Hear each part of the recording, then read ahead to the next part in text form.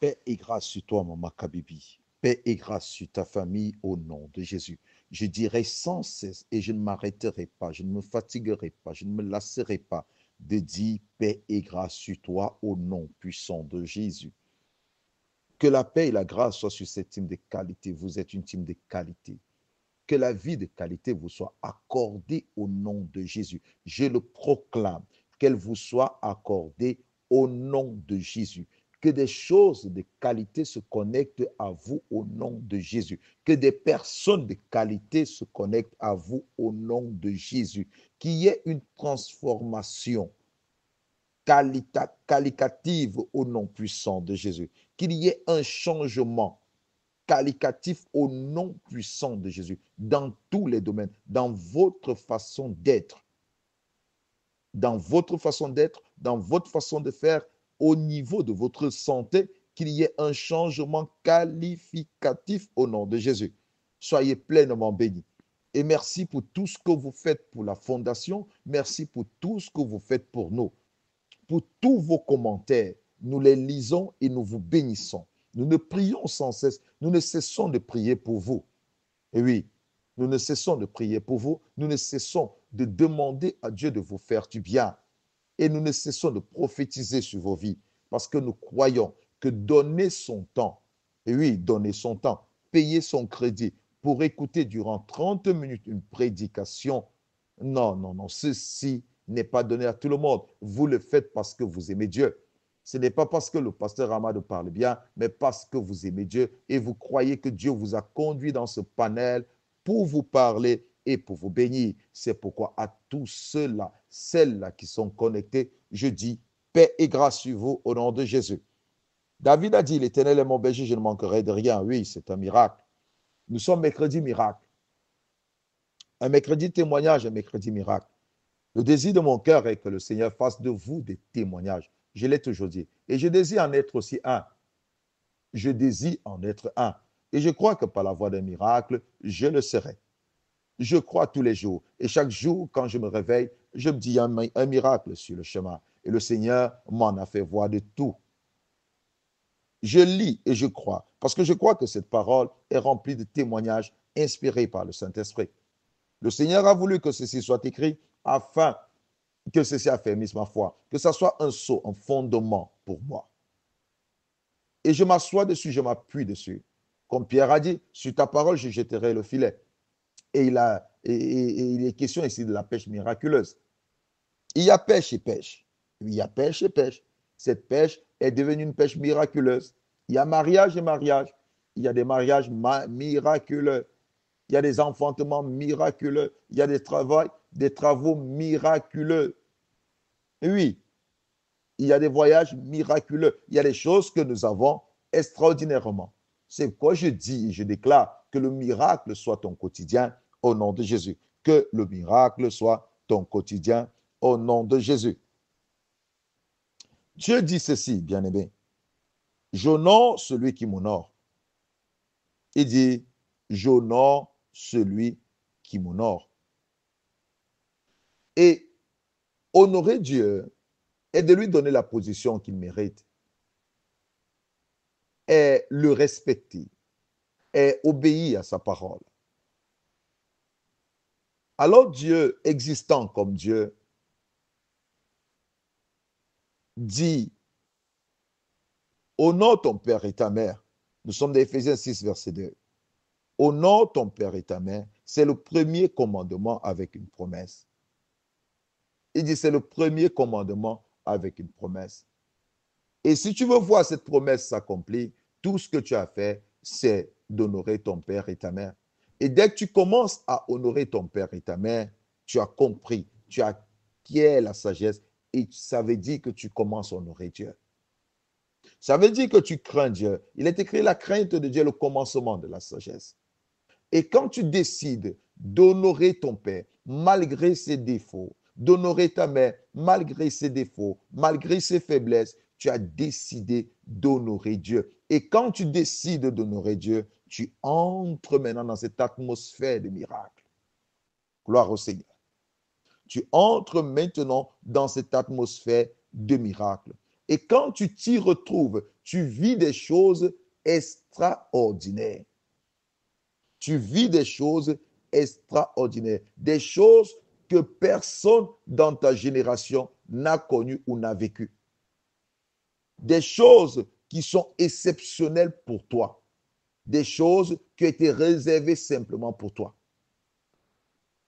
Il est difficile de croire au miracle, mais il est facile d'espérer au miracle. Quand tu te retrouves dans une condition où tu n'as pas de solution, il est facile d'espérer au miracle. Il est facile de croire au miracle. Et c'est pourquoi j'ai besoin que tu puisses croire au miracle. Mais avant de vivre ce miracle, tu dois engager la loi de l'honneur. S'il te plaît. Si tes parents n'existent plus, si ton père et ta mère n'existent plus, il y a sincèrement quelqu'un que Dieu va placer devant toi afin que tu l'honores. Il y a quelqu'un que Dieu va placer devant toi afin que tu l'honores. Et Dieu veut que tu transmettes cette connaissance à tes enfants. Nous allons lire un passage, s'il vous plaît. 1 Samuel, chapitre 3, à partir du verset 1. 1 Samuel, chapitre 3, à partir du verset 1. Le jeune Samuel était au service de l'Éternel devant Élie. La parole de l'Éternel était rare en ce temps-là. Les visions n'étaient pas fréquentes.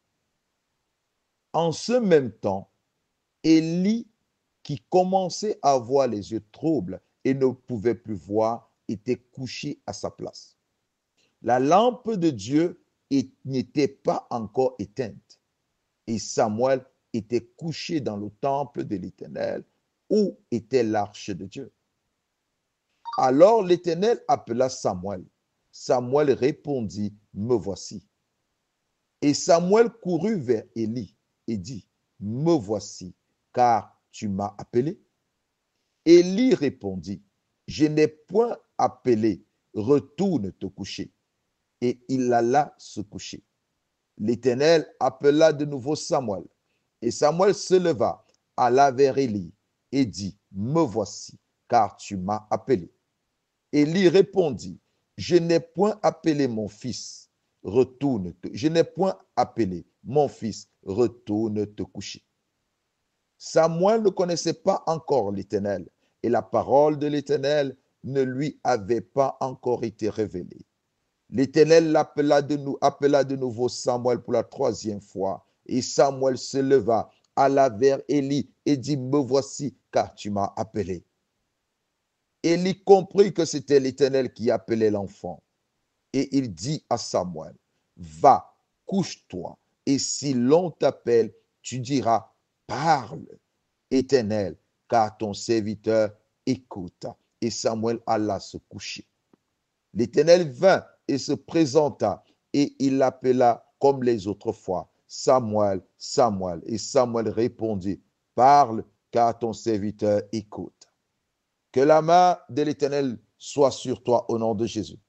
Que cette parole soit une bénédiction pour toi en ce jour au nom de Jésus. Que cette parole produise un miracle dans ta vie en ce jour au nom de Jésus. Que cette parole te comble de toutes sortes de grâces au nom de Jésus. Que cette parole t'ouvre les portes de la vie en abondance, de la vie heureuse au nom puissant de Jésus. Cette histoire va nous aider comme matériel didactique ce matin. Notez qu'au verset 1, il est question de Samuel, qui était au service de l'Éternel devant Élie. Samuel est le fils de Anne et Elkana. Anne a eu cet enfant pendant la prière, pendant les moments de prière. Et Anne a pris cet enfant avec l'accord de son mari, Elkana, et l'a confié à l'Éternel parce qu'elle avait fait un vœu. Pour d'autres personnes, nous allons dire que Anne n'est pas sage. Comment peut-elle abandonner un si petit garçon? Parce qu'il est dit qu'après qu'elle ait allaité l'enfant, elle a déposé cet enfant, elle a confié cet enfant à un homme, au sacrificateur Élie. Et cet enfant ne vivait pas au sein d'une famille normale. Cet enfant a grandi avec Élie dans le temple. Cet enfant pouvait être triste au-dedans de lui. Cet enfant pouvait se dire, mon père ne m'aime pas, ma mère ne m'aime pas. Ils ne m'ont pas laissé grandir au milieu d'eux. Celui qui honore son père et sa mère ne murmure point devant chaque acte que son père et sa mère ont posé.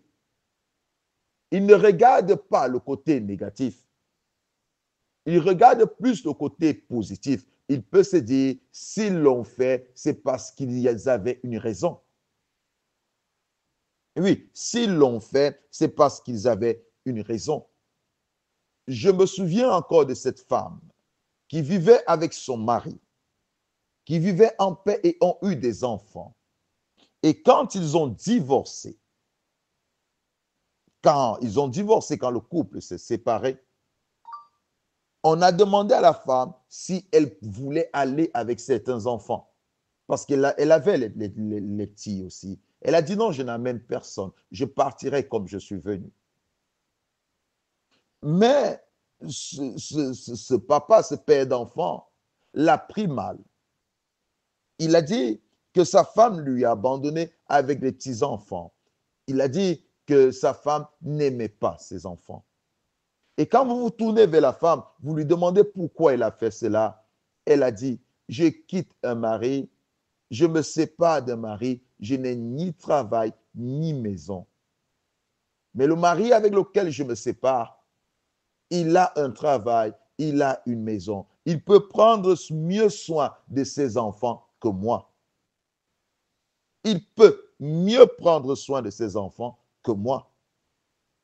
Mais les enfants, s'ils écoutent qu'ils ont été abandonnés par leur mère après le divorce, qu'est-ce qu'ils penseront? Ils penseront que les parents, leur maman était mauvaise. Mais pourtant, c'était pour leur bien. Généralement, les actes que posent nos parents, si nous ne comprenons pas la portée de ces actes, nous penserons que nos parents, nous penserons que le père et la mère, ce sont des personnes méchantes.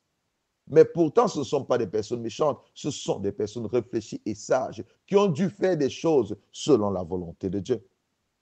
Et c'est ainsi que Samuel est abandonné au temple, n'est pas abandonné, est confié. Selon les hommes, il est abandonné par sa mère et son père. Mais chaque année, sa maman allait le voir. Chaque année, sa maman allait le voir. Et comme Samuel a grandi dans la sagesse de l'Éternel, Samuel n'a pas jugé son père, il n'a pas jugé sa mère. Je suis là pour parler à quelqu'un. Quelqu'un qui s'est senti blessé par un des gestes de ses parents. Quelqu'un qui s'est senti blessé par un des gestes de son père et de sa mère. Quelqu'un qui s'est senti déçu par son père et sa mère. Quelqu'un qui s'est senti trahi par son père et sa mère. Je suis là pour te dire, ne te précipite pas à les juger. Mets en application ce que le Seigneur te demande. Applique la loi de l'honneur. Honore ton père et ta mère malgré tout ce qu'ils t'ont fait. Tu n'as pas l'aptitude ou la capacité de les juger parce qu'ils sont au-dessus de toi, selon l'élection de Dieu. Dieu les a placés au-dessus de toi. Ce sont tes autorités. Ils ont autorité sur toi. Et ce garçon vivait dans le temple. Il est écrit que la parole de l'Éternel était rare en ce temps-là. Les visions n'étaient pas fréquentes. La parole de l'Éternel était rare en ce temps-là. Tu vis dans un temps où des choses précieuses sont rares. Je dis, tu vis dans un temps où des choses précieuses sont rares. Tu n'auras qu'accès aux choses précieuses si tu engages la loi de l'honneur. Tu n'auras qu'accès aux choses précieuses si tu honores ton père et ta mère. Si tu enseignes tes enfants à honorer leur père et leur mère. Si tu enseignes tes enfants le principe de l'honneur et si tu veilles à ce que ces enfants mettent cela en pratique. Peut-être ton père et ta mère ne vivent plus, mais il y a quelqu'un qui a besoin de ce message. Il y a une autorité que l'Éternel a placée devant toi, que tu dois honorer en compensation de ton père et de ta mère. Parce que l'Éternel n'envoie pas un message au hasard, il ne fait rien au hasard.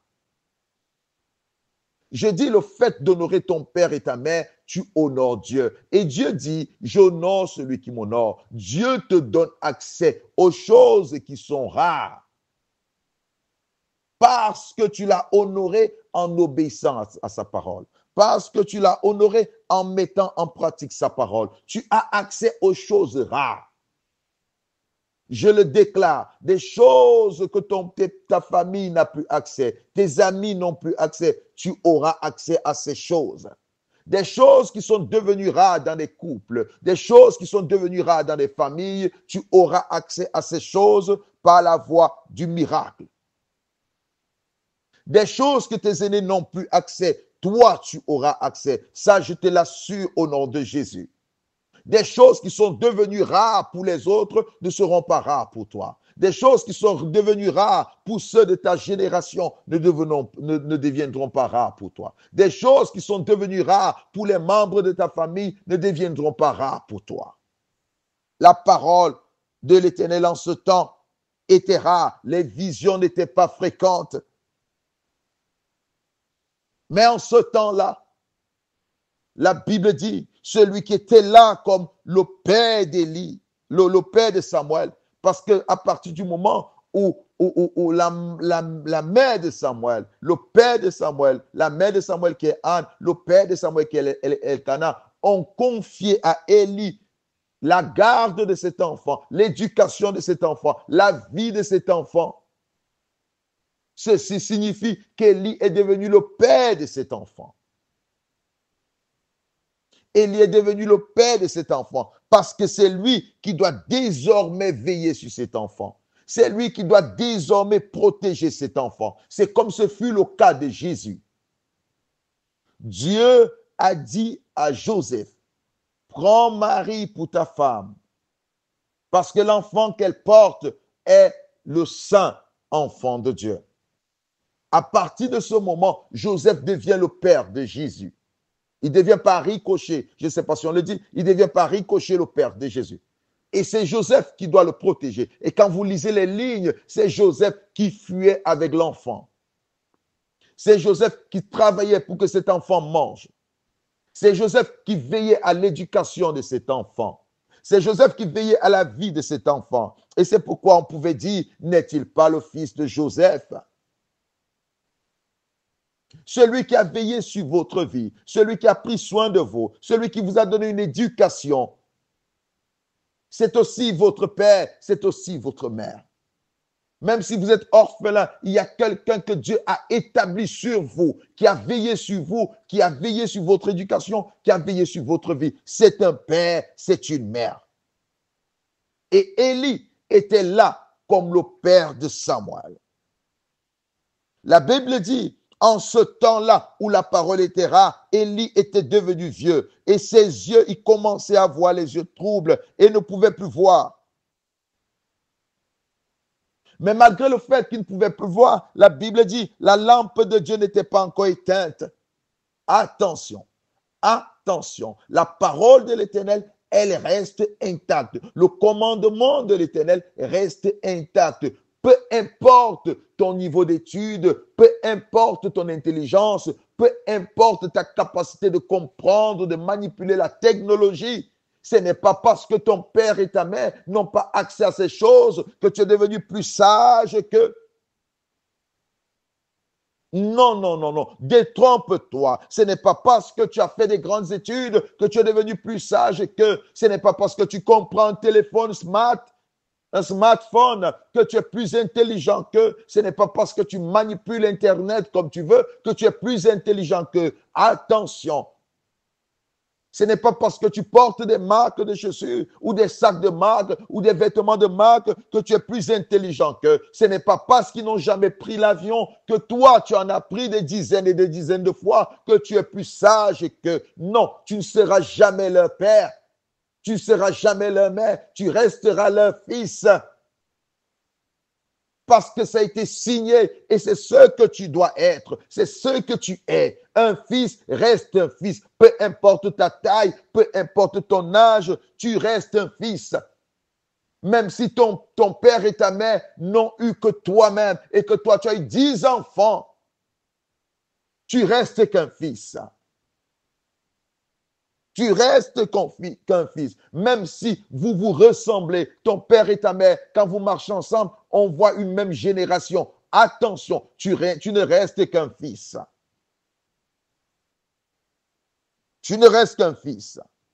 Parce que cette autorité sur eux ne disparaît pas. Ce n'est pas parce qu'ils ont vieilli que l'autorité disparaît. Ce n'est pas parce qu'ils sont aveugles que l'autorité disparaît. Ce n'est pas parce qu'ils n'ont plus de force que leur autorité disparaît. Ce n'est pas parce qu'ils sont handicapés que leur autorité disparaît. Ce n'est pas parce qu'ils ont été affaiblis par la maladie, s'il te plaît, que leur autorité disparaît. Ce n'est pas parce que tu as la grâce de leur donner un bain, de leur donner à manger que leur autorité disparaisse. Non.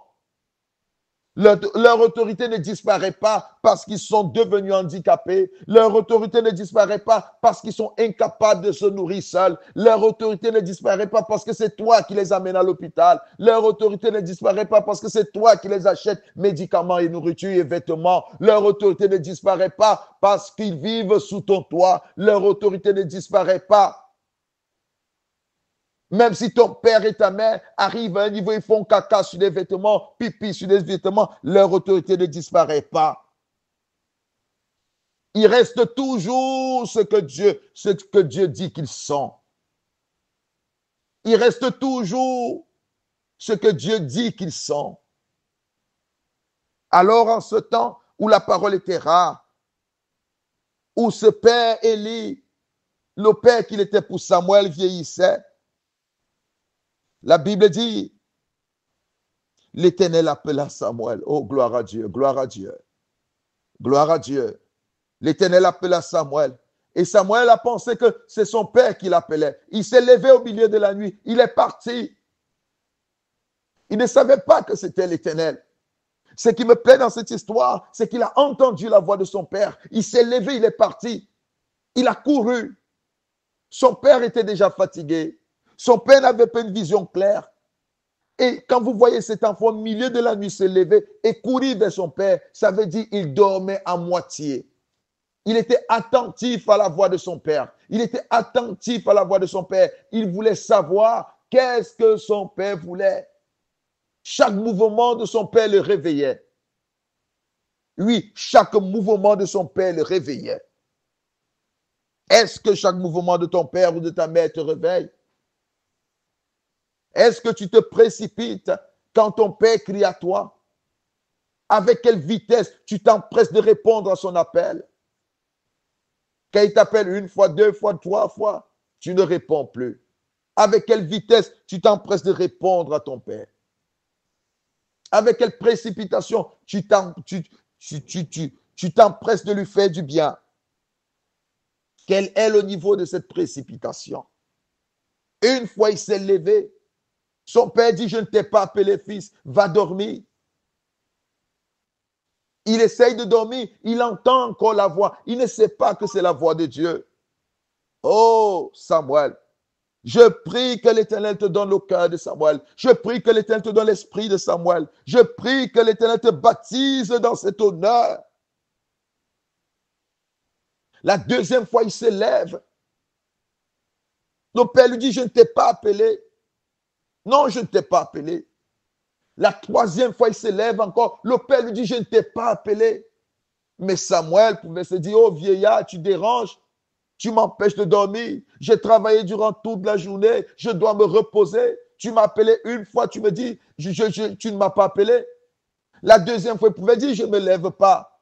Parce qu'il dira toujours la même chose. Il dira toujours qu'il ne m'a pas appelé. Mais il s'est levé pour la deuxième fois. Il allait répondre. Il n'a pas dit que ce vieillard dérange. Il n'a pas dit que ce vieillard perd la tête.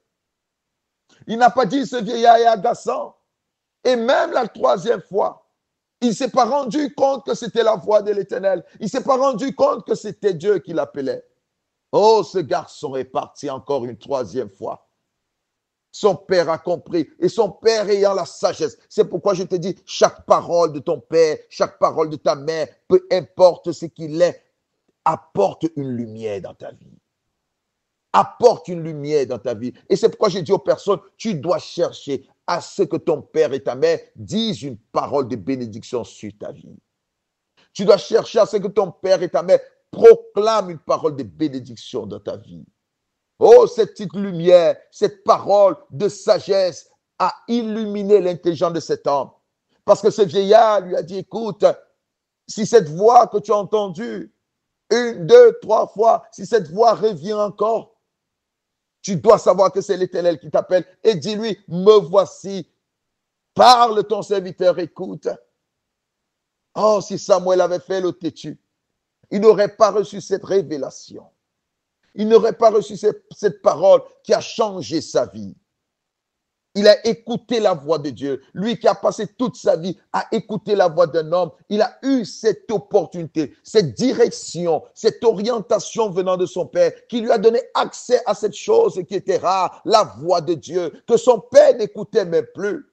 La voix de Dieu, que certains sacrificateurs n'écoutaient plus, mais que cet enfant a écouté. Oh, je suis en train de te dire une parole de ton père et de ta mère. Oh, saute sur ton téléphone ce matin, appelle ton père et ta mère et dis-leur combien tu les aimes, dis-leur combien ils comptent pour toi, dis-leur que tu n'es rien sans eux et reçois d'eux une parole de bénédiction. Cette illumination qui te donnera accès à une vie différente, à une vie de miracle parce que Samuel devient prophète. Il devient prophète parce que son père lui a dit, écoute, dis, Éternel, me voici, parle ton serviteur, écoute. Oh, combien de fois vous avez manqué à ces choses rares parce que vous n'avez pas reçu la bénédiction de votre Père, parce que vous ne l'avez pas honoré, parce que vous n'avez pas honoré ces autorités que Dieu a placées devant de vous. Si ton père et ta mère sont morts, il y a la voix de quelqu'un que tu écoutes ce matin. Il y a la voix de quelqu'un que tu écoutes en ce temps-ci, qui te dit, honore celui que Dieu a placé devant toi. Qu'il soit sorcier, qu'il soit méchant, tout ce que tu as à faire, c'est d'honorer. Dis à tes enfants, fais-les asseoir. C'est là qui te parle sans respect. C'est là qui discute avec toi. C'est là qui te désobéissent. C'est là qui tente de se rebeller contre toi. Prie, prie, parce que même si tu ne maudis pas, c'est signé, c'est arrêté. Le Seigneur dit que celui qui méprise son père et sa mère sera maudit. Alors accroche-toi et dis, Seigneur, j'ai besoin de voir un miracle dans ma vie. Je ne veux pas que mes enfants soient maudits. Et ces enfants sont rebelles contre moi, mais je ne veux pas que ces enfants soient maudits. Transforme leur cœur.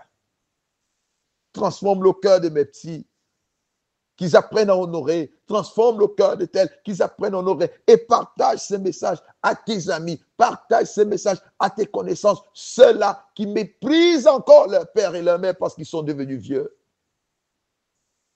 Il y a un miracle sur la route. Il y a un miracle sur la route. Partout où il y a honneur, il y a le miracle. Quand tu honores Dieu, il y a un miracle qui t'accompagne. Oh, le miracle a accompagné Samuel où il dormait. La voix de l'Éternel l'a retrouvé où il dormait. La voix de l'Éternel te trouvera où tu es.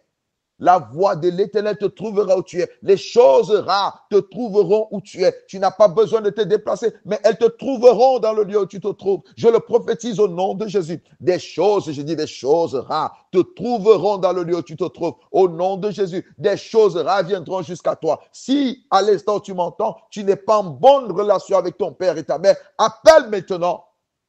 Et dis, pardonne-moi, papa, pardonne-moi, maman. S'il te plaît, pardonne-moi, vous êtes des personnes précieuses. Vous êtes des personnes importantes. Je regrette, je suis désolé pour toutes les mauvaises paroles. Et faites un cadeau, offrez un présent. Oh, ça vous ouvrira, ça vous donnera accès au miracle. Ça vous donnera accès au miracle. Faites-le ce matin. Oh Seigneur, nous te bénissons. Seigneur, nous te glorifions parce que des choses rares, nous y avons accès. Parce que des choses rares, nous y avons accès.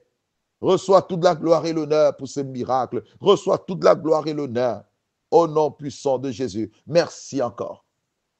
Et tu dois demander au Seigneur pardon. Dis-lui, pardonne-moi pour toutes les fois que j'ai méprisé mon père et ma mère. Pardonne-moi pour toutes les fois que j'ai méprisé l'autorité que tu as placée sur moi. Pardonne-moi pour toutes les fois que j'ai méprisé. Pardonne à mes enfants pour toutes les fois qu'ils ont méprisé. Pardonne à mon conjoint pour toutes les fois qu'il a méprisé. Pardonne, Seigneur, je t'en supplie, pardonne. Et si tu crois que le Seigneur t'a pardonné, dis-lui merci. Merci parce que tu m'as pardonné, Père. Merci parce que tu m'as visité. Merci pour la force que tu me donnes. Au nom de Jésus-Christ, soyez pleinement bénis.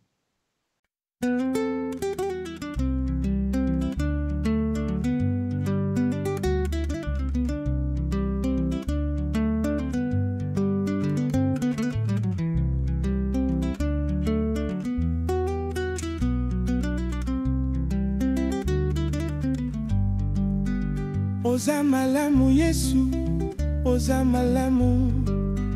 Oza malamu Yesu, oza malamu. Nakumisi yo Yesu, nakumisi yo. Nakumisi yo Yesu, nakumisi yo. Lelo papa nalola, yo nde mokonzi na ngai.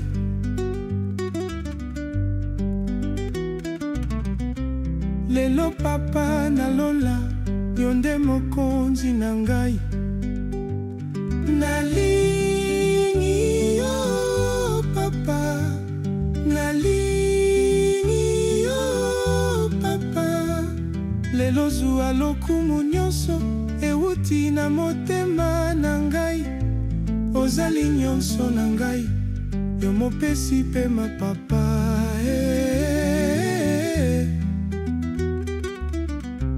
Ozali nyonso na ngai, yo mopesi pema na ngai.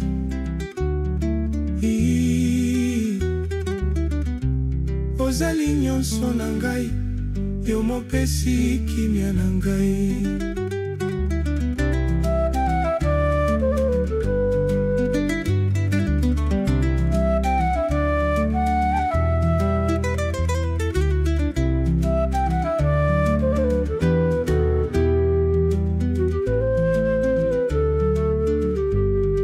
Nabelela nani papa, tango yo mopesi na nyonso ozali na bomoi. Nalukela wapi papa, tango yo mokolo na nyonso ozali na nguya. Nabeleli yo papa na ngai, oyo ayokaka mongongo na ngai. Nabeleli yo nkolo na ngai, oyo ayokaka mongongo na ngai. Oyo ayokaka mongongo na ngai. Nabeleli yo nkolo na ngai, oyo ayokaka mongongo na ngai. Nabeleli yo nkolo na ngai, oyo ayokaka mongongo na ngai. Nabelela nani papa, tango yo mopesi na nyonso ozali na bomoi. Nalukela wapi papa, tango yo mokolo na nyonso ozali na nguya. Nabeleli yo papa na ngai, oyo ayokaka mongongo na ngai.